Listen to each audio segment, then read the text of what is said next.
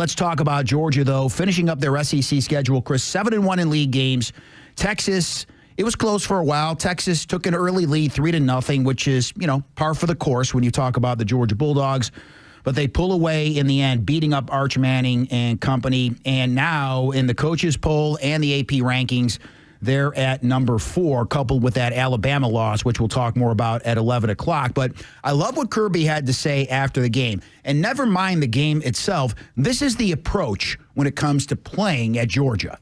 It's the approach we take. We're going to dominate and try to win the fourth quarter. It's what we do in practice. It's what we do in the off season. It's what we build our core culture around, is being a more physical team. And you have to recruit physical players, and they have to buy into that process. I don't know that a lot of these kids nowadays, they want to check.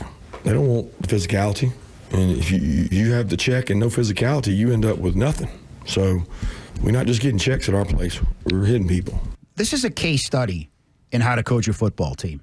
Look at them at the beginning of the year and look at them now. And that's why, to me, what you do early in the season isn't as much of a factor as what you do later in the season. Look at how this team has gotten better and better and better each week. That's coaching, folks. I'll give you another one. I don't know what Gunnar Stockton's future is, but I knew what Stetson Bennett's future was. It was not to necessarily walk into the NFL and have a job. You're creating an atmosphere where your quarterback, who is not the highly regarded guy, he's not the 5-star guy, he's not this, he's not that, he becomes that. And he knows his players well enough, and he trusts his players to do what it is they practice. That they want the check. We talked about this a year ago. The hands up, palm up mentality. You'll know when you're supposed to get your money, but at Georgia, it happens after you play. You're going to get something on the way in, but you might not get what that guy offered you or that guy offered you, so you have a decision to make. Here's the thing with Kirby, and I think this bunch. They might not have as many first round, 5 of them, 5 picks in the first 45 picks. They might not have that type of talent, but who's going to do more with theirs than he and his staff are going to do? Who? Because I don't see it anywhere in the country. Signetti's a guy that's become a hot commodity because he's picked the right quarterback. I'm not denouncing that. Kirby's done it for a longer period of time, and he's worked to 2 championships. But look at Gunnar Stockton again at the start of the year and what he's been doing as of late, to the tune where Kirk Herbstreit talked about him being in the Heisman conversation, calling the game on Saturday night. People are starting to notice Gunnar Stockton now on a national level. Do the blind resume. I told you last week with Arch Manning, do the blind resume. Who are you picking? Here's player A, here's player B. If player A is Gunnar Stockton, you're picking player A. You know what happened on Saturday night? All he did was enhance that by a lot. Big game moments, big game plays, big time throws. He wins. And I don't know if they're going to have 5. Like, I don't even understand why you only bring 3 to the Heisman. I say this. There are enough hotel rooms to bring a couple of more people. Well, Haynes King, as of right now, Haynes King and Gunnar Stockton should both be in New York, representing Georgia Tech and Georgia, respectively. And maybe it's an elimination game on Friday because, there's no room in the inn. We can't invite 5 Heismans. Oh, it's New York. That would mean we got to find more hotel rooms for families. Because if you don't have Haynes King, you don't win that game on Saturday afternoon. Well, He just proved again, he might not be Heisman guy. He's the most valuable football player in the country. That's what he is. We've been saying this for weeks now. There's nobody more valuable to their football team than Haynes King. That doesn't usually win you a Heisman. And we'll talk to Brent Key about that at 12:45. And I don't know if this is going to happen because it's a couple of weeks left. But remember when they vote for the Heisman. Jeremiah Love has put himself in that conversation. The Notre Dame running back. Yep. If you're a running back or a really standout defensive player, you would have had a chance to be the Heisman Trophy winner. I do think there's this push now where you go, we maybe do have a running back who's supposed to be in. That would eliminate one more quarterback from going. So we talked about a close game becoming not a close game because Georgia outscores Texas 21-0 in the fourth quarter. Gunnar Stockton throws the touchdown to London Humphreys. The onside kick comes out of nowhere, and then Gunnar Stockton hits Lawson Lucky for the touchdown, and that makes the score 28-10, and Georgia never looks back. Here's Noah Thomas, because Kirby not only surprised the stadium as far as the fans in the stands, but apparently, according to Noah Thomas, he surprised everybody on the roster. That onside, I didn't even know we were doing it. So I just heard the crowd screaming. I was like, oh, we got it. But yeah, I love when we play aggressive all the time. I mean, that's who we are. We are the aggressors. Can I pick on a nit? Because you won the football game the way you did. It was a 5-minute stretch, by the way. It was 14-10, and in 5 minutes, you scored 14 points, and Arch Manning, who had maybe come to life and an offense that had come to life, you kept him on the sidelines. Like, that was the other part. Why do you do that? Well, if we get it, we make sure that they have no momentum offensively because they're going to be sitting there a long time. To 10 game becomes a 28-10 game. Texas went 11 minutes and 28 seconds of game action without touching the football. And it was, think about what game action is. That's like a half hour. Sure is. You're sitting especially in college football. You're pulling your head out of your hair going, oh, my God, just please give me the football back. The world doesn't know if I'm good. This could be my chance in Athens to prove that I'm, C. Arch Manning, better than maybe the way I've played this year. He didn't really have a realistic chance because you did things that didn't give him a realistic chance. Now, can I pick at the nit? Sure. As much as they practiced that onside kick, was Jones not aware that you were allowed to just keep running? I couldn't believe what I saw. I said, he just fell down like it was a possession thing instead of him. If you go watch it again, I'm not even sure anybody's talking about this. He had daylight. He could have run out of the building. He could have run into downtown Athens. I think he either got so excited for as much as they worked on it. I think he just went on the ground saying, I got it. I think he wanted to just make sure he got the ball and don't risk it. But I get what you're saying. He had it. I know. And Kirby said it. You know, this is a play they practiced over and over again. In fact, here is Kirby talking about the onside kick. It's heartbreaking when that happens because you just gave up a touchdown and the defense is over there drinking water and they all of a sudden got to go back out. So I don't know what the continuous time was they were on the field, but our offense is like a big, strong anaconda just squeezing you. Oh. And you get squeezed and you finally catch a little air and then they're back trying to suffocate you. So it was a big momentum play and it would have been, you know, every one of y'all would have thought I was an idiot if it didn't work. So that's okay, too. Willing to take that risk because he trusted his team, which means, again, he would have trusted his defense had you not gotten it. I don't know if you know this. That's called playing with your food. Like an anaconda doesn't want to do you in quickly. I'm going to do you in a little bit.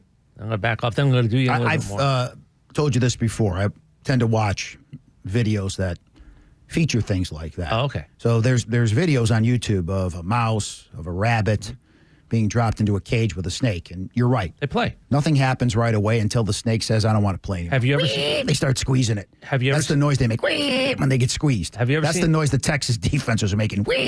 Have you ever Saturday. seen one of these snakes wrap around a person? That you're entertainment now. I don't need to do you off quickly. I'll let you have a little bit, take a little bit more away, let you have a little bit, take a little bit more away. I don't know what it means. It probably doesn't mean anything. Go ahead. But that was as entertaining as Kirby Smart has ever been during that post-game press conference on Saturday. It was, I think what he was also telling you is everything we talk about was just laid out. And I'm going to say something that he doesn't say very often, but that looking for a check thing, that was, everybody's on notice. We'll find somebody if you don't want to be here. And they might have one less star than you. And you can go over there and try to win. Who's winning? Like, who's gone away from Georgia that's ended up winning? I'm asking. I mean, some people have had pretty good seasons, but winning the ultimate prize? Yeah. Carson Beck, kid playing receiver for Mississippi State. Who's winning? Kids playing well from Missouri on the defensive line. But no, when it comes to winning the ultimate prize. Your bank account might be better, and that's cool. I'm not even denouncing that. And I don't even think Kirby is. I think he's telling you, though, if your palm is up and it stays up a little bit too long, or you want it to be heavier than what we're willing to make it, then there's a place for you. It ain't here. And Gunnar Stockton isn't one of those guys. 24-29, 229 yards. Does throw a pick, but more than rectifies that situation. 4 touchdowns, runs for another touchdown. And here is Kirby once again singing the praises of his quarterback. He is a great player. He is a great competitor. He also benefits from a really good offensive line, and Mike and the offensive staff. I mean, people don't give our offensive staff enough credit. They do a tremendous job, and we're hard to defend. I mean, there's 3 touchdowns on quarterback run. It's a great play. And you can't do them unless you got a quarterback like Gunnar that can execute with the words and the language and command the huddle and manage the clock. He's playing at a high level and a high clip right now. We got to keep getting him better and getting him more tools to work with around him. And he's got tools when it comes to Nate Frazier, who was running like the kid I thought he was going to be. 72 yards on 16 carries. Zachariah Branch, 6 catches for 41 yards. But it's so much more than that. And he's right. This offensive line is healthy, and it's not really a coincidence. They've been healthy the past couple of weeks, seeing what Georgia has been able to do offensively because of that. The two walk hand in hand. There's no doubt about that. Arch Manning on the other side, he rarely dealt with a clean pocket. 27 of 43, 251, a touchdown, a pick, 23 yards rushing, 2 of 12 on third down. That was Texas in this game. Texas is not a primetime team. I'm sorry. I said it last week, and I'll say it again.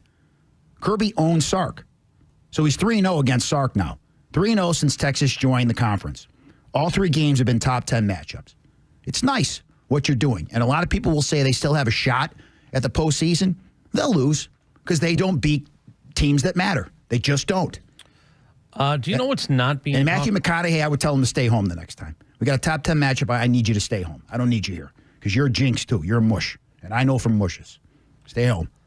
See, I would say it's... You're not a cowboy either. It's really... You may have played a cowboy here and there, but you're a cowboy, you're not. I don't That think... leather jacket and that cowboy hat. That's enough. Yeah, I don't think he's really the problem. Listen, he doesn't help. But if I'm anybody associated with the Texas football team, I would say, I don't know if it's us, but it's certainly him. Play the finger listen, point I'm very good at pointing the finger. Why is this not discussed? Can I, and maybe it is, and maybe I haven't heard it, but we haven't done it, and I don't know who's doing it. Gunnar Stockton's a junior. Why do we not talk about, like Kirby's talking about him getting better? I don't know if they're going to win a national title, but if we're in that realm of, man, who wouldn't you want to play right now? I don't think he's going to the NFL. I mean, that's my point. He's coming back. So, yeah, you've got your quarterback. It's crazy. It's a good point. With everything going on, it's something that's been neglected, talking about that. I'm not telling you he's going to win. I'm not telling you he's going to have a chance to repeat like Stetson. But can you imagine? Stetson Bennett, his credentials, I'm here, I left, I'm not a starter. Everybody really is supposed to get the job, not me. Gunnar Stockton, I got Carson Beck. I'm not really sure. Maybe I'll get my senior year once Carson Beck leaves. And you go, we could end up having a quarterback who's gotten this good over the course of his first season playing, who's back next year. That's not even a thing. Look, you got to finish it. You're Georgia. You don't get to say we made the playoff. That's not a thing. Now, there are other schools like Texas. Alabama's on the verge of maybe not going to the college football playoff again. Texas A&M was almost in trouble as far as winning the SEC, or at least being more competitive when it comes to winning the SEC, and then the second half happened. And I don't know what Shane Beamer was doing at halftime, but I can't have my head coach doing that. We'll cover that in about 19 minutes from now. I can't have him doing that. I don't want to help. And I like Shane, but that was a big misstep on his part. I don't want to feed into what you people do around here. He thought it was WrestleMania. He thought it was a SummerSlam. He did everything short of cupping his ear to the crowd as he left the field, a la Hulk Hogan at halftime. You can't do that. Not in the SEC. I don't care how big the lead is. Well, yeah, I don't know who you think you are, but I certainly know the football gods paid attention. The college football gods paid attention at halftime. He did what? We're helping him out. He's about to do something he doesn't do very often, beat a good team and do it on the road. And then they didn't. I have a number on that one, too. How often does that happen? Let's just say even in the SEC, never. No update on C.J. Allen, who was having a tremendous game when he hurt his knee in the second quarter. 3 tackles, a tackle for loss to force a Texas punt on third down on the second drive of the game, replaced by Chris Cole.